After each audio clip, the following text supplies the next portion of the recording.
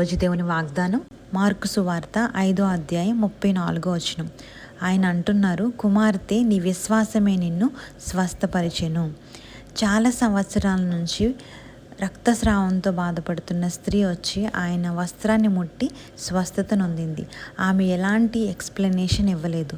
అయినా కూడా మన యేసయ్య ఎలాంటి వారంటే మన హృదయాంతరంగాలను ఎరిగిన దేవుడు. మనకి ఎలాంటి టైంలో ఎలాంటి స్వస్థత కావాలో ఆయనకి తెలుసు. మన ప్రతి కన్నీరు, మన ప్రతి బాధ ఆయనకి తెలుసు. కాకపోతే మన విశ్వాసంతో ఆయనని తాకినప్పుడు, మనం విశ్వాసంతో ఆయనని అడిగినప్పుడు మన జీవితంలో క్రొత్త ఆశలు నింపే దేవుడు మన యేసయ్య. మన బాధల్ని తీర్చే దేవుడు మన యేసయ్య. ఆమేన్. ప్రార్థన చేసుకుందాం. పరలోకమందున్న తండ్రి, మా శరీరంలో ఉన్న బాధలు, మేము చెప్పుకోలేని సమస్యలు, మాకున్న గాయాలు అన్నీ ఎరిగిన దేవా, మాకు స్వస్థతనివ్వండి. మేము విశ్వాసంతో తండ్రి మీ దగ్గర కన్నీటితో ప్రార్థించి మీ దగ్గర గోజాడే కృప మాకు అనుగ్రహించండి తండ్రి.